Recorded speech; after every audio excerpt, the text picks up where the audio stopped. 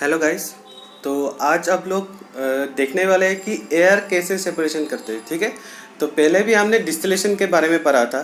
तो उसी टाइम में क्या हुआ था, डिस्टिलेशन और फ्रैक्शनल डिस्टिलेशन इन दोनों के बीच थोड़ी सी डिफरेंस होता है। ठीक है, तो पहले फ्रैक्शनल डिस्टिलेशन के बारे में जान लेते हैं, वो होता क्या है। This method is use to separate two or more components from homogeneous mixture. ठीक है, ये देखा होगा तुमने लाइन। तो यहाँ पे क्या दिया है कि होमोजेनियस मिक्सचर जैसे डिस्टिलेशन पे होता है, उसी तरह क्या होता है कि यहाँ पे फ्रैक्शनल डिस्टिलेशन पे भी होमोजेनियस मिक्सचर ही लेते हैं। और उसके साथ साथ जो भी तुम मिक्सर्स लोगे, उन दोनों दो या तीन जितने भी हो तुम्हारे पास, उतना ही क्या हो, मिसिबल हो, एक साथ मतलब घुल मिल जाए, ताकि हमें दिखाई ना दे। ठीक है, तो ऐसा मिक्सचर होना चाहिए, होमोजेनियस होना चाहिए। ठीक है, उसके साथ साथ नेक्स्ट जो पॉइंट है वो है, ये जो सेपरेशन है डिस्टिलेशन एंड फ्रैक्शनल डिस्टिलेशन दोनों, यहाँ पे हम फ्रैक्शनल डिस्टिलेशन के बारे में बात कर रहे हैं, फिर भी डिस्टिलेशन के बारे में भी सेम होगा कि यहाँ पे दोनों काम एक साथ बॉइलिंग पॉइंट के ऊपर ही देखा जाता है। ठीक है, तो बॉइलिंग पॉइंट जैसे भी होगा, डिफरेंस होगा, दो या तीन जैसे भी तुम लिक्विड्स लेते हो, तो उसी के साथ साथ क्या होगा, उस बेसिस पे हम सेपरेशन स्टार्ट कर सकते हैं। ठीक है, ये दोनों बहुत इंपॉर्टेंट चीज़ होता है कि एक होना चाहिए कि होमोजेनियस, कि दोनों दो या तीन जितने भी तुम लोगे तो उसको तुम्हें देखना होगा कि होमोजेनियस मिक्सचर होना चाहिए, और उसके साथ साथ उसका बॉइलिंग पॉइंट का डिफरेंस भी आना चाहिए। ठीक है, डिफरेंस मैंने पहले ही बताया था कि डिस्टिलेशन एंड फ्रैक्शनल डिस्टिलेशन में क्या अंतर होता है। ठीक है, पहला जो मेन इंपॉर्टेंट चीज़ है, यहाँ पे बॉइलिंग पॉइंट के ऊपर तो दोनों देखते हैं, पर यहाँ पे क्या होता है कि डिस्टिलेशन में बहुत सिंपल सा प्रोसेस होता है। तो वहाँ पे क्या होता है कि मिनिमम जो डिफरेंस होना चाहिए वो 25 डिग्री सेल्सियस होना चाहिए। ठीक है, मान लो कि दो कंपोनेंट तुमने यूज़ किया है, उस पर मिनिमम 25 डिग्री सेल्सियस क्या होना चाहिए, डिफरेंस होना चाहिए। पर फ्रैक्शनल डिस्टिलेशन में क्या, यहाँ पे इतना टेम्परेचर डिफरेंस नहीं देखते। ठीक है, तो उसका मिनिमम टेम्परेचर डिफरेंस अगर होगा, फिर भी यहाँ पे हम उसको फ्रैक्शनल डिस्टिलेशन कर सकते हैं। क्यों कर सकते हैं, क्योंकि ये फ्रैक्शनल डिस्टिलेशन तुमने देखा होगा, इसी पे पॉइंट दिया हुआ है कि ये यहाँ पे एक एडिशनल एक स्ट्रक्चर दिया है जो है फ्रैक्शनेटिंग कॉलम। ठीक है, तो जो फ्रैक्शनेटिंग कॉलम है उसी से क्या किया जाता है कि डिफरेंस जितना भी कम हो, 2-3 डिग्री भी अगर डिफरेंस हो, तो उसे भी क्या कर सकते हैं, हम फ्रैक्शनेट कर सकते हैं विद दिस फ्रैक्शनेटिंग कॉलम। ठीक है, तो फ्रैक्शनेटिंग कॉलम से हम क्या कर सकते हैं कि ये डिफरेंस कम, जितना भी कम हो उसे हम सेपरेट कर सकते हैं। ठीक है, उसके बारे हम नेक्स्ट जैसे भी एग्जांपल्स लेंगे, उसके बारे एक साथ हम उसे करते जाएंगे, कि दिखाते जाएंगे कि फ्रैक्शनेटिंग कॉलम पे कैसे काम किया जाता है। ठीक है, आज यहाँ पे हम पढ़ने वाले हैं एयर सेपरेशन के बारे में। तो अभी एयर सेपरेशन के जो भी कंपोनेंट्स है उसे सेपरेशन करके देखते हैं। ठीक है, तो welcome to our mastery classes, मैं दीपांकर आपके साथ। तो नेक्स्ट हम देखते हैं एयर के बारे में थोड़ा। तो एयर क्या होता है, एयर एक होमोजेनियस मिक्सचर होता है।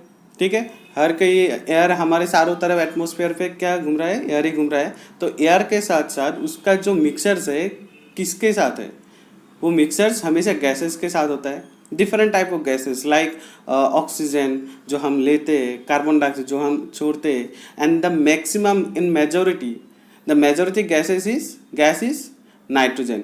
ठीक है, तो नाइट्रोजन यहाँ पे सबसे मोस्ट एबंडेंस पे रहते हैं, बहुत ही ज़्यादा मात्रा में रहते हैं, which is approximately in 78% in other compare to the other gases.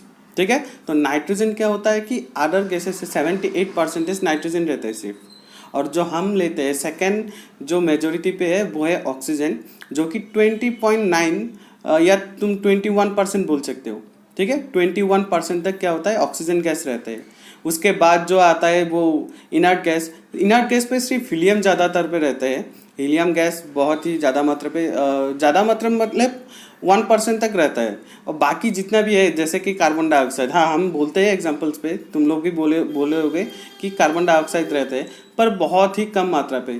ठीक है, बहुत ही कम परसेंटेज पे। बाकी जितने भी गैसेस है, other gases, methane like methane, carbon dioxide, ये सभी बहुत ही कम कम परसेंटेज पे रहते हैं। ठीक है, तो यहाँ पे सेपरेशन जब भी हम करेंगे तो उस सेपरेशन के में क्या होगा कि हम मेनली मेजॉरिटी जिसका भी होगा, जैसे कि nitrogen, oxygen, argon and like carbon dioxide, इन सभी चीज़ों को हम डिफरेंशिएट करेंगे। ठीक है, इस प्रोसेस पे ये सबको डिफरेंशिएट किया जाता है। हाँ, इसी को फ्रैक्शनल डिस्टिलेशन पे ही किया जाएगा, ठीक है। ये सेपरेशन का नाम भी फ्रैक्शनल डिस्टिलेशन ही होगा, तो यहाँ पे भी हम फ्रैक्शनल डिस्टिलेशन ही करेंगे। हाँ, एक बात यहाँ पे ज़रूर एक क्वेश्चन आता है कि जब भी फ्रैक्शनल डिस्टिलेशन के बारे में मैंने अभी बताया था, तो वहाँ पे बताया था कि होमोजेनियस मिसिबल लिक्विड्स के बारे में, ठीक है। पर गैसेस तो वो तो गैसेस सभी गैसेस पे रहते हैं, ठीक है। तो गैसेस को फ्रैक्शनल डिस्टिलेशन पे कैसे ले सकते हैं हम, ठीक है। तो वो एक क्वेश्चन अराइज होता है। पर वहाँ पे क्या होता है कि हमने बताया कि लिक्विड्स को करते हैं, और यहाँ पे हमारे पास क्या है, गैस है, एयर इज गैस। तो गैस को ये नहीं है कि गैस को हम लिक्विड नहीं बना सकते, ठीक है। तो गैसेस को भी क्या कर सकते हैं, लिक्विड बना सकते हैं, जो कि पहले चैप्टर में डिस्क्राइब किया गया था।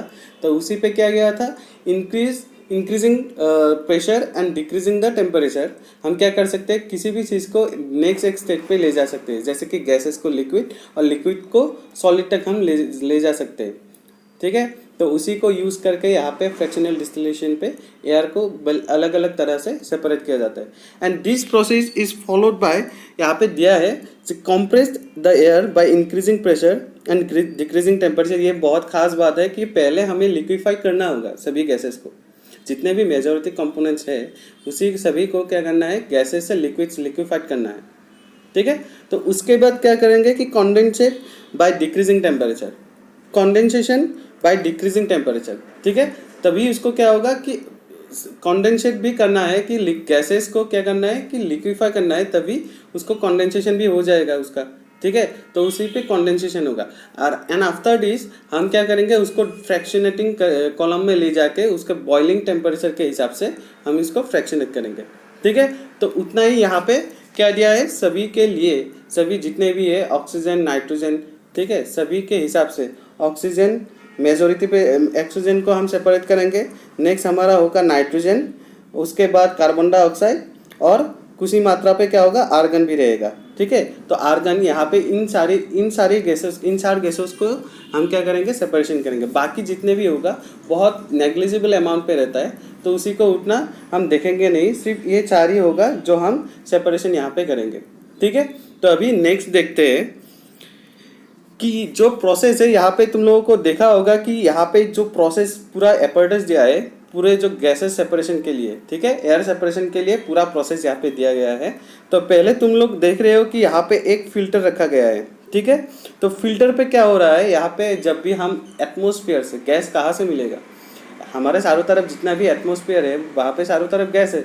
तो नॉर्मली ऐसे क्या करते हैं, सक्शन करके वो ले लेता है, ठीक है, एयर ले लेता है। उसी टाइम फिल्टर क्या करता है कि फिल्टर पे बहुत सारे डस्ट पार्टिकल रहते हैं, सॉलिड पार्टिकल, जो यहाँ पे कॉन्डेंसेशन हम सेपरेशन नहीं करने वाले हैं उन लोगों को, सिर्फ हमें गैसेस चाहिए। तो उसको सेपरेट करने के लिए एक फिल्टर लगा रहता है, जिसके साथ वो डस्ट पार्टिकल बाहर चला जाता है, ठीक है। तो ऑक्सीजन नाइट्रोजन जो भी जितने भी मिक्सचर्स है सभी को क्या किया, इससे अंदर लेता है, और यहाँ पे जाता है तुम्हारा नेक्स्ट प्रेशर पे, कंप्रेशर पे। एक कंप्रेशर होता है, इसका नाम कंप्रेशर बोलते हैं, एयर कंप्रेशर, जहाँ पे क्या करते हैं, कंप्रेस किया जाता है, दैट मीन्स प्रेशराइज, ठीक है। तो यहाँ पे क्या करते हैं, बहुत ही प्रेशराइज करके उसका जो जितना भी पार्टिकल होगा, गैसेस पार्टिकल, प्रेशराइज करने पे क्या होता है, सभी पार्टिकल्स एक दूसरे के साथ कांटेक्ट में आने लगता है, ठीक है, सभी पार्टिकल्स एक दूसरे के साथ कांटेक्ट में आ जाता है। तो आने से क्या होता है, उसका डेंसिटी बढ़ जाता है थोड़ा सा, और जितना डेंसिटी बढ़ाओगे उतना ही उसका क्या होगा, पार्टिकल साथ में आ जाएगा, और उसका स्टेट चेंज होने लगता है फ्रॉम गैसेस टू लिक्विड, ठीक है। तो यहाँ पे सिर्फ इस कंप्रेशर पे क्या होगा, सिर्फ तुम्हारा गैसेस पार्टिकल को प्रेशराइज किया जाता है, ठीक है। नेक्स्ट यहाँ से आता है जो हॉट एयर होता है। अभी देखो यहाँ पे हॉट एयर लिखा हुआ है, ठीक है, देखा होगा यहाँ पे हॉट एयर दिया है। क्यों हॉट एयर, प्रेशराइज जब भी करोगे किसी को, तभी क्या होगा, उसका मॉलिक्यूल जितना भी पार्टिकल्स है उसके साथ वो कोलाइड करेगा, टक्कर लगाता है एक दूसरे के साथ, ठीक है। जब भी जितना पास आओगे तुम, 2-3 लोग एक साथ अगर बहुत पास आ जाओगे ना, तो यहाँ पे क्या होगा, टकराने लगेगा। तो उसी टाइम क्या होगा, हीट एनर्जी पैदा होता है। तो हीट एनर्जी पैदा होने से यहाँ पे क्या होगा कि हॉट एयर, वो एयर जब भी था वो हॉट होने लगता है, वो हीट गेन करने लगता है, तभी यहाँ का हॉट एयर क्या होता है, इस चैम्बर में आता है, ठीक है। यहाँ का नाम क्या दिया है, देखा होगा, कॉन्डेंसेटर। यहाँ पे कॉन्डेंसर यूज़ किया जाता है, ठीक है। ये कॉन्डेंसर है, हीट एक्सचेंजर भी बोल सकते हैं तुम। यहाँ पे हीट एक्सचेंज होता है, ठीक है। इस चैम्बर में क्या होगा, हीट एक्सचेंज होगा। और नीचे से देखो यहाँ पे फ्रीजिंग कोल्ड वाटर नीचे से इस स्पाइरल जो पाइप दिया है, उस स्पाइरल पाइप में क्या है, इस स्पाइरल पाइप में तुम्हारा वो कोल्ड वाटर सप्लाई हो रहा है, ठीक है। एक जगह से नीचे से दे रहा है और ऊपर से वो आउट हो रहा है, ठीक है। तो यहाँ पे वो कोल्ड वाटर क्या करता है, जब भी हॉट एयर आता है चैम्बर से, तो उसी टाइम उसको क्या करते हैं, कोल्ड वाटर उसको टेम्परेचर ड्रॉप करते हैं, हीट एक्सचेंज करता है एक दूसरे के साथ, ठीक है। तो हॉट वाटर क्या करते हैं, गेन के टेम्परेचर ड्रॉप करता है, और जो कोल्ड वाटर है वो अपने कोल्ड टेम्परेचर दे के वो खुद ही हॉट हो जाता है, और आफ्टर डेट वो क्या होता है, बाहर से निकल जाता है, ठीक है। तो वो बाहर निकल के वो हीट एक्सचेंज करके देता है। जब भी हॉट एयर फिर से प्रेशराइज हो रहा है, तो पहले से ही प्रेशराइज थे, अभी हमने क्या किया, टेम्परेचर उसका ड्रॉप किया है, तो ड्रॉप करने के बाद क्या हो जाएगा वो, ठीक है, समझ में आ रहा है। तो temperature drop and high pressurise, इन दोनों को मिला के वो क्या हो जाएगा, गैसेस से फिर से लिक्विड बन जाएगा, ठीक है।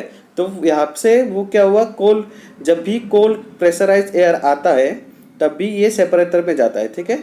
तो सेपरेटर पे जब भी जाता है वो लिक्विफाई हो जाता है उस टाइम तक, ठीक है। तो वो लिक्विफाई होने के बाद सेपरेटर में आ जाता है।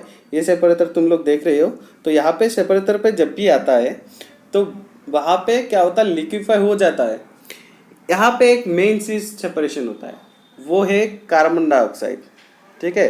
तो कार्बन डाइऑक्साइड क्या होता है कि जब भी वो लिक्विफाई करने जाते हैं कार्बन डाइऑक्साइड को, वो सीधा सीधी सब्लाइम हो जाता है। सब्लाइम मीन्स गैसेस था, अभी लिक्विफाई करने पे वो लिक्विफाई मीन्स डायरेक्ट सॉलिड हो जाता है।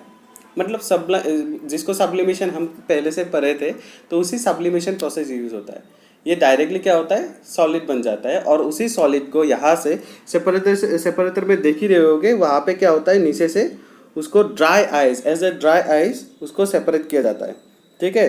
तो ड्राई आइस हिसाब से वो सेपरेट हो जाता है। ड्राई आइस क्यों बोलते हैं उसको, ड्राई आइस इसलिए बोलते हैं क्योंकि देखने में वो आइस की जैसा होता है, आइस जैसे वाइट एंड सॉलिड होता है, तो यहाँ पर भी वो कार्बन डाइऑक्साइड सॉलिड होता है, वो वाइटिश होता है, ठीक है। उसके साथ साथ वो ड्राई होता है। ड्राई मतलब अगर आइस होगा तो वो क्या होगा, गीलापन सा होगा, ठीक है। जैसे पानी होता है, पानी की आइस बनता है, वो गीलापन छोड़ता है ना, तो यहाँ पे क्या होता है, वो गीला नहीं होता कभी भी। कार्बन डाइऑक्साइड के जो भी आइस तुम हाथ में लोगे तो वहाँ पे कुछ भी पानी नहीं मिलेगा, वो ड्राई होगा, कन्वर्ट होगा डायरेक्ट गैसेस तक, ठीक है। मतलब वो ड्राई होता है, तो इसीलिए आइस जैसा दिखता है और ड्राई होता है, इसलिए उसको बोलते हैं ड्राई आइस, ठीक है। तो यहाँ से कार्बन डाइऑक्साइड तो निकल गया, बाकी क्या रह गया, बाकी रह गया हमारा नाइट्रोजन, ऑक्सीजन एंड तुम्हारा आर्गन, ठीक है। ये आर्गन लास्ट पे रह गया, ठीक है। ये तीनों गैस अभी सेपरेशन करने बाकी है। अभी सेपरेटर पे देख रहे हो कि यहाँ पे कार्बन डाइऑक्साइड तो सेपरेट हो गया, बाकी जितने भी लिक्विफाइड गैसेस है वो सभी को क्या किया जाता है, यहाँ पे सेपरेशन फ्रैक्शनेटिंग कॉलम पे लिया जाता है। तो अभी तक देखो जितने भी हम प्रोसेस देख रहे थे, प्रेशराइज कर रहे थे, टेम्परेचर ड्रॉप कर रहे थे, उसी टाइम यहाँ पे बॉइलिंग पॉइंट के बारे में कहीं पे बात नहीं हो रहा है। क्यों नहीं हो रहा था, क्योंकि अभी तक लिक्विफाई अच्छे से हुआ ही नहीं था। अब लिक्विड हमें मिल गया कि गैसेस कंपाउंड को मिक्सचर को क्या हो गया, लिक्विड हो गया, तो अभी हम सेपरेटिंग कॉलम पे से बीच के लेके यहाँ पे फ्रैक्शनेटिंग कॉलम पे लेके आए, ठीक है। तो अभी फ्रैक्शनेटिंग कॉलम में क्या होगा, उन तीनों का सेपरेशन स्टार्ट होगा। यहाँ पे सेपरेशन मेनली क्या होता है, बॉइलिंग पॉइंट को लिए क्या हम देखते हैं कि हीट देना पड़ता है। तो यहाँ पे नॉर्मली क्या होगा, हीट देना है यहाँ पे। तो यहाँ पे जब भी हम हीट देंगे तो क्या होगा, हीट देने के बाद सभी एक टेम्परेचर पे बॉईल होने लगेगा, बॉइलिंग पॉइंट तक आने लगेगा, ठीक है। तो यहाँ का जो भी यहाँ पे ऑक्सीजन, नाइट्रोजन एंड आर्गन, ये तीनों चीज़ों का बॉइलिंग पॉइंट के बारे में अगर बताओ, वो -डिग्री पे रहते हैं, ठीक है, डिग्री सेल्सियस पे माइनस पे रहते हैं। तो थोड़ा सा क्या हो जाता है, कन्फ्यूजन हो जाता है कि माइनस प्लस आने जैसे। तो यहाँ पे केल्विन पे देखते हैं, ठीक है। तो केल्विन पे क्या होगा, केल्विन पे हमेशा इसका नाइट्रोजन का रहेगा सबसे कम, वो होता है 77 केल्विन, ठीक है। और आर्गन का होता है 87 केल्विन जो नेक्स्ट आता है, और उसके साथ लास्ट पे आता है ऑक्सीजन जिसका होता है 90 केल्विन। तो यहाँ पे तुम लोगों ने देख लिया कि सबसे कम किसका है, नाइट्रोजन का है, वो 77 केल्विन पे क्या हो जाएगा, बॉइलिंग वेपराइज होने लगेगा। उसके बाद आएगा कौन, आर्गन, और सबसे लास्ट में ऑक्सीजन। मतलब यहाँ पे जब भी हम हीट करेंगे तो पहले वेपोराइज होगा नाइट्रोजन, तो उसके लिए यहाँ पे नाइट्रोजन सबसे ऊपर दिया गया है, देख ही सकते हो। उसके बाद जो 87 केल्विन पे आता है आर्गन, उसको दिया है नीचे में, और बाकी जो रह गया हम क्या करेंगे कि 90 केल्विन तक आने ही नहीं देंगे। 90 केल्विन तक जब भी आने नहीं देंगे तो ऑक्सीजन लिक्विड ही रहेगा, बाकी जो दोनों गैस है नाइट्रोजन एंड आर्गन दोनों क्या हो जाएगा, वेपोराइज होके कॉलम से बाहर निकल जाएगा।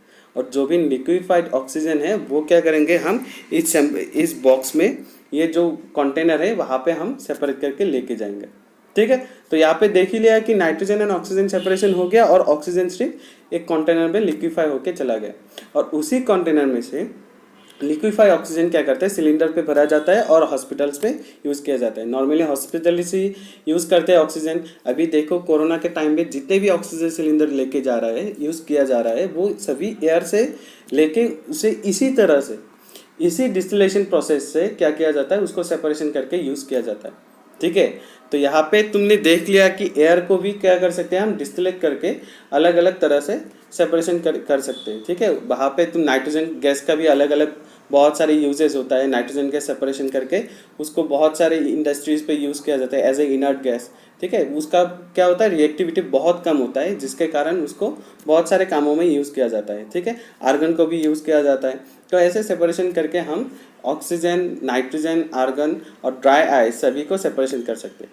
हाँ, ऐसा भी है कि बहुत सारे ऐसे मिक्सचर्स है जैसे मीथेन, हाँ ठीक है, ऐसे बहुत सारे गैसेस होगा जो कि बहुत नेग्लिजिबल अमाउंट पे रहते हैं, उसको भी सेपरेशन करने के लिए बहुत ही कॉम्प्लिकेटेड प्रोसेस है।